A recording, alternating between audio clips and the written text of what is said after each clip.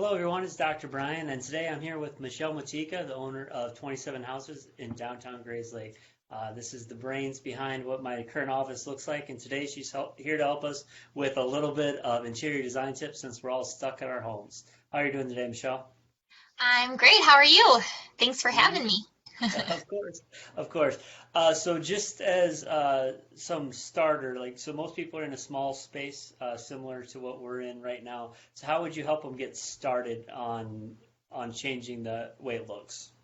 Okay, so if you are at home and you are working out of your home office, I feel like the most common thing I hear in a home office is that it's too cluttered, or people just can't focus in their space. So the first thing you're going to want to do is declutter your space. You want to have just what you need for working so that your focus can stay on your work.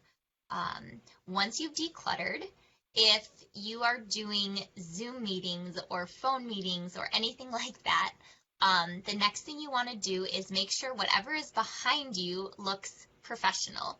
So I have a piece of art behind me, which I have propped up because what's behind it is a complete disaster, where I have my drafting table and all my drawing supplies. You don't want to have a lack of professionalism when you're doing these phone-in meetings and things like that. So simplifying and things like that are going to be where you want to start first. Okay, so I think most people end up in their makeshift offices, which inevitably there's a bookshelf behind them. So what are some tips for bookshelves? How do you make it look less cluttered or less busy? Yeah. So bookshelves, what you're going to want to do is you want to start with your largest items first. First, take away all the little things, the knick-knacky things that look cluttered, and then remove things with small bindings, loose papers, things that look a little messier. You're going to want to focus on books with large spines, books that have to do with your profession. So if people are kind of looking behind you, they see that you are still professional. You don't have, all the Harry Potters behind you or something like that. And then you want to, instead of having lines and lines of books just vertically, you're going to want to alternate a few. Have some vertical, have some horizontal, throw in an award or something that has to do with your profession into the mix, just so it's not solid books. It tends to make it look a little neater, a little more curated of a style. So if people were going to try to spruce up their office, would you recommend solid colors behind them, something more muted, something brighter? What direction would you point them to? So really, your office, you want to find something that's going to make you happy. You're going to be spending time in there. You're probably not that excited to be confined to your office space. So typically I say go a little more neutral and have some fun with your artwork, but a lot of people work well in yellow spaces. That tends to be an energizing color. So yellows are good for office, greens are very relaxing but also stimulating. You want to try to avoid colors like a deep red. It tends to be a heavy color, and a little more dramatic. So you wouldn't want that necessarily for an office. You can do, like I said, neutrals are good, brighter, cheerier colors are good.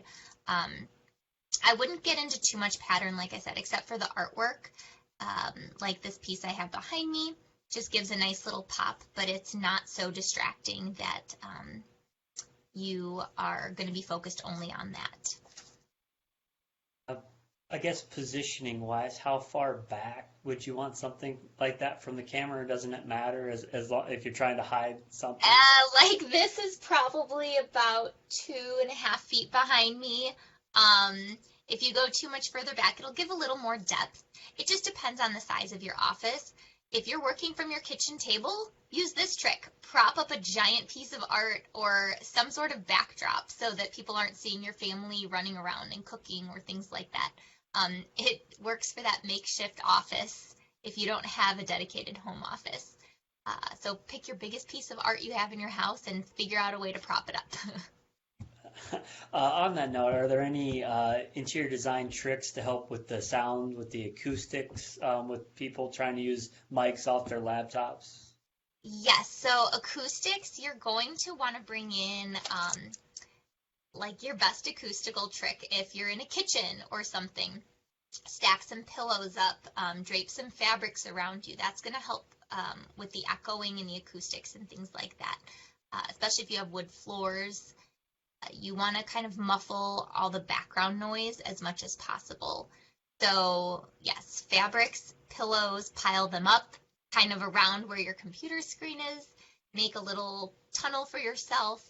Uh, but if you're in an actual office, hang draperies, have upholstered pieces in there, add an area rug, things like that just to warm it up because typical home office, you're looking at like wood floors, hard desk, hard bookshelves. It can get very echoey. So the more you can muffle that, the better. Perfect. And then some more basic questions. How long have you been doing this? So I have been designing for 12 years now. And then I've had my design business for almost 6. And So then you just opened up in downtown Grayslake a year a ago? year ago, yes. So we have our storefront downtown Grayslake where we do gifts, decor, we do custom order interior design pieces, things like that. So right now, a lot of people aren't wanting other people in their houses for obvious reasons. Have you developed a way to do something through like a Zoom or through like phones, or what are you doing to help Yeah, people in this interesting time? yes. So I can do consultations via FaceTime or through a Zoom meeting. It's obviously not as ideal as actually being in the space. I prefer not to work using just photos because photos, the lighting can be off. I prefer a video versus photos because you can walk around and see the different angles of lighting. So we can do consultations, which I wouldn't necessarily do color consultations over a video just because I really need to be up against all the materials. But we can do space planning things. We can do decor suggestions. I can even do home staging consultations if someone wants to walk me room to room. I can take my notes that way. Um, as for home staging, I've been working on vacant properties. And like today, I was up in Kenosha in a property that's empty. And so I brought inventory to fill it up. And it was nice and empty, so I didn't have to worry about contact with anyone. And then for the storefront, we have an online store. So we are doing free local deliveries, and then we also ship long distances. What are you considering local? Within 5, within 10 Yep. miles? Yep. So on 10. our website, it'll say our free local delivery is within 5 miles. Perfect. And what is your website?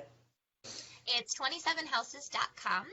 And there's a link on there to our online site, which is 27houses.square.site. Perfect. I appreciate your time. Thanks for your updates. If you guys have any questions for Michelle, please like, comment, share with your friends. That's the only way that she can keep getting more business. So thanks again, and we'll talk soon. Awesome. Sounds good. Thank you. Yeah.